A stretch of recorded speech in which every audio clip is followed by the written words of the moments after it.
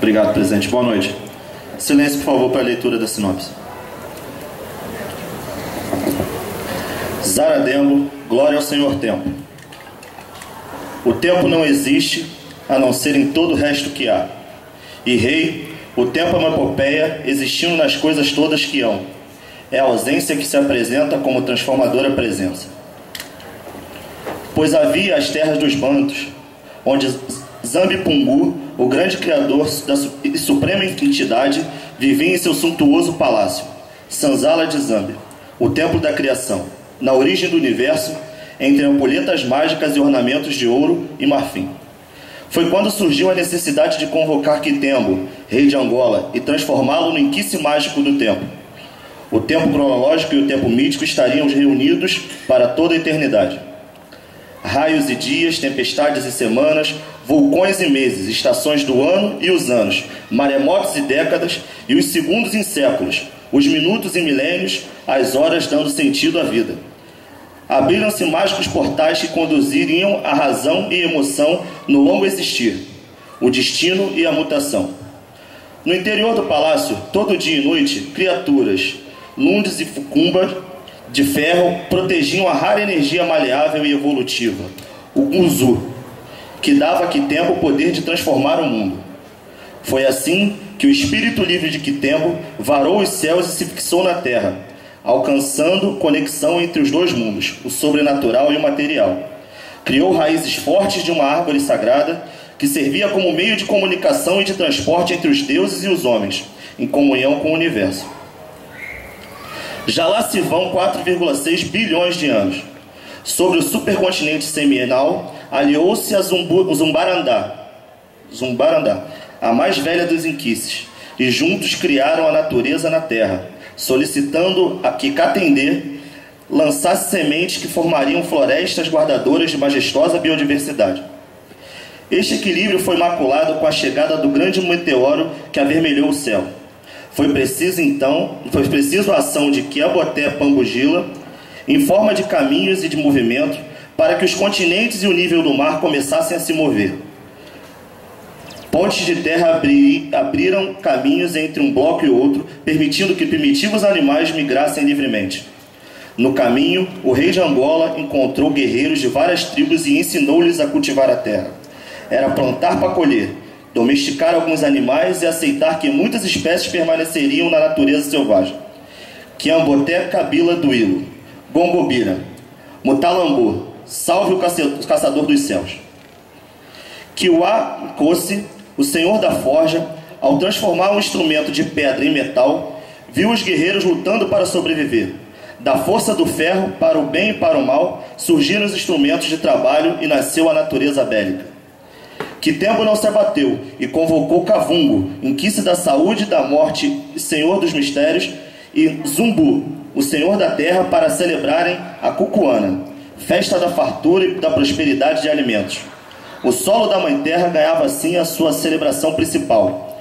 Em contato com a natureza plena e no reencontro com seus irmãos de Angola, o guerreiro Kitembo renovou seus laços de fraternidade, essência de sua ancestralidade, e seguiu viagem. No final da era, onde as águas se separam da Terra, surgiram os grandes reservatórios debaixo e em cima da crosta do planeta. Angorô, Ongolumenha, o arco-íris no céu, foi quem disso lembrou Kitembo. Era o vapor, o gasoso hídrico, a água, a seiva da vida que circundaria toda a terra e trazendo novos ciclos. As águas que se precipitam do céu, tocados por Kitembo, Angorô e Bamburucema, se infiltraram na terra e depois renascem límpidas e brilhantes. Fontes de toda a vida, as águas fizeram Kitembo entender a longevidade, o princípio de toda a cura e a bebida sagrada da imortalidade. Nos rituais africanos, a água é o elemento fundamental em banhos de cheiro, de descarrego, nas oferendas em cachoeiras, podendo, de forma mágica, também se transformar em estado sólido, fazendo surgir na natureza o encanto das geleiras, a neve e os icebergs. Foi no mergulho nas águas salgadas que Kitembo chegou ao palácio subaquático cercado de corais e lá encontrou Samba Kalunga, guardiã dos segredos dos mares profundos, e que anda, a dona de todo o mar e seus peixes abissais de extrema beleza. A bênção das águas salinizadas interagiu com lagoas e lagos, onde a vida e a beleza das espécies aquáticas são mantidas e preservadas sob a proteção da encantadora Dandalunda, a sereia das águas doces. Dandalunda Kisimbe. Quitembo sabia que havia um destino solar no seu caminhar, o assim chamado fogo universal. Diante do poder incandescente, louvou Zazen, a divindade do fogo e do trovão da justiça.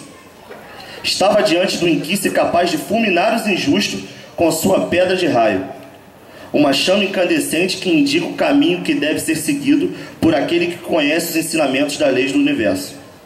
A força energética ligada ao impulso da vida, a paixão, a transmutação, força avassaladora e incrível associada à motivação, desejo, intenção, ímpeto e espírito aventureiro, faísca de divindade que brilha dentro de nós e de todas as coisas vivas. A magia do fogo pareceu ao rei de Angola assustadora, porque os resultados manifestam-se de forma rápida e espetacular, como o nosso metabolismo e as paixões que nos movem. O movimento da ampulheta não cansava de surpreendê-lo. O encontro do sol e da lua, do dia e da noite, só foi possível porque o fogo, condutor da magia, a chama da vida, estava ali presente nos raios de sol de mais um dia.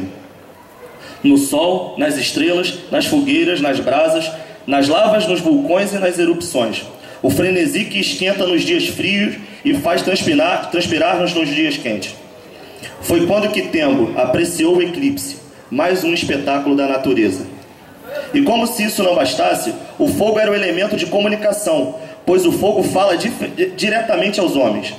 Diante do fogo, o animal se espanta e foge, mas o humano espanta-se e aproxima-se.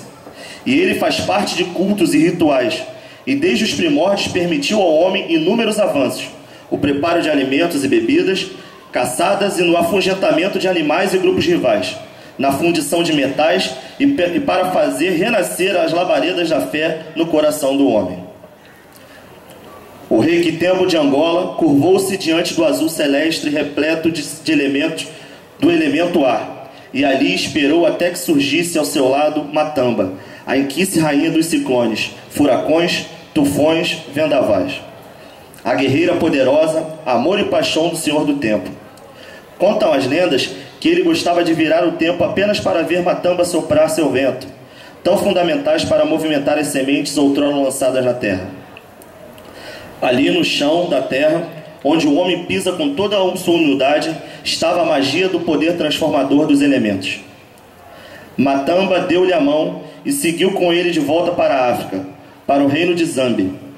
Ali uniram seus súditos na criação de um novo reino, gerando trabalho e prosperidade por muitos séculos, emanando para todos os povos irradiações de amor e respeito pelo meio ambiente, a fonte inesgotável de vida para as futuras gerações.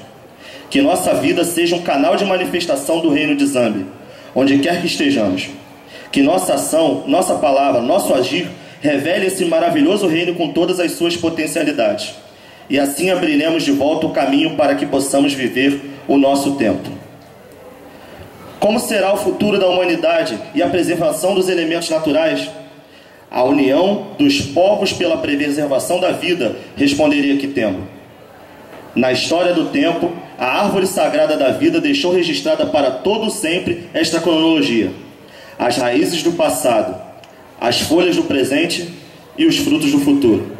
Saravá Zaradembo, de um velho soba do deserto do Namibe para a União da Ilha do Governador, Carnaval 2017.